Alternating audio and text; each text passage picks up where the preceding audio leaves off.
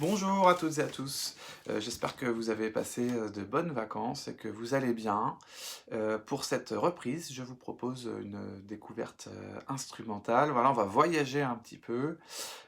J'ai eu la chance de pouvoir aller au Japon ces dernières années et du coup, j'ai évidemment pensé à mes élèves, collègues et pour moi-même aussi, compléter ma collection d'instruments, notamment à percussion.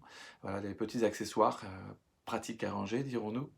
Voilà, et donc j'ai ramené 3 instruments du Japon que je souhaiterais vous faire découvrir aujourd'hui. Voilà. Donc, c'est parti. Ce sont donc des instruments de la famille des percussions. Vous vous rappelez, il y a 3 grandes familles euh, d'instruments, les cordes, les vents et évidemment, en tant que percussionniste, j'affectionne particulièrement les percussions. C'est parti. Premier instrument, le voici, un peu bizarroïde. Voilà, je ne sais pas si vous l'avez déjà vu. Il est en bois, ce sont des lamelles de bois attachées avec un manche de la cordelette, voilà, et fixées à l'autre manche. On se demande un petit peu comment on va pouvoir faire sonner cet instrument bizarroïde. Voilà. Il s'appelle le kokiliko. Kokiliko. Voilà. On le met comme ceci.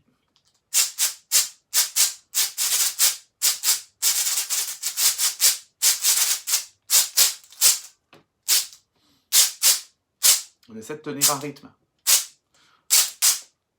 Voilà. On peut aussi jouer de ce sens-là.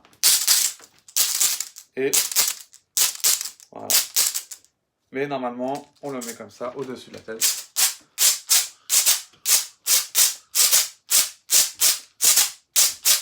Voilà. Donc le kokiliko, bel instrument en bois. On passe au deuxième. Alors, regardez, ce sont un petit peu des claquettes donc japonaises que l'on appelle les naruko. Naruko, voilà. Donc ça accompagne les danseurs et les danseuses. Voilà, on peut faire des chorégraphies tout simplement en claquant les bouts de bois sur le manche rouge. Voilà, donc ça accompagne donc les naruko. Voilà.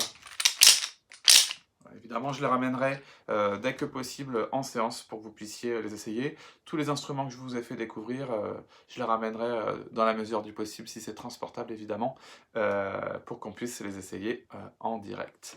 Voilà, deuxième instrument. Et enfin, le dernier, qui ressemble à un instrument que nous avons aussi en général dans les écoles. Ça ressemble à notre tambourin, voilà, de la peau animal fixé sur un stand, et là vous voyez avec des clous, donc on va pouvoir les utiliser tout à l'heure, je vous montrerai.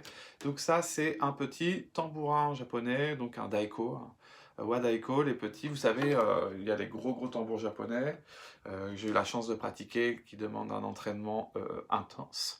Voilà, là c'est vraiment pour pouvoir tenir un rythme, donc on va écouter un peu le son du daiko.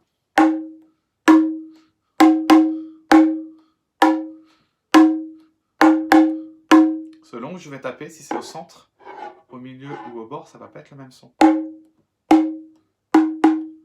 C'est subtil, hein.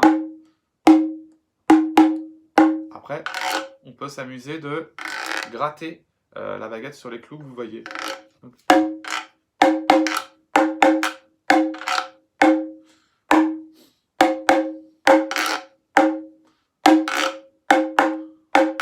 Voilà, on peut essayer d'intégrer plusieurs sons et de tenir un rythme. Donc évidemment, on pourra s'amuser avec ces 3 instruments, de tenir un rythme là que je vous jouais. Donc c'était un rythme de la bande-son de la princesse Kaguya. Si vous ne l'avez pas vu, décidément, hein, les Miyazaki.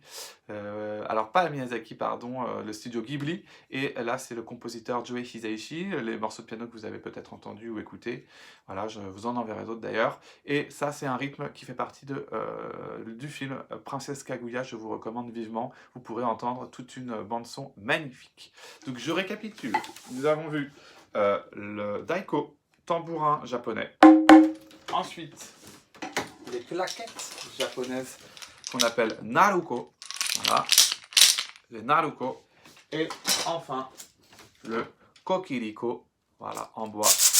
Les petites lamelles de bois. Voilà, j'espère que cette découverte instrumentale vous a plu. Je vous souhaite une très bonne reprise, une bonne journée et je vous dis à bientôt. Au revoir.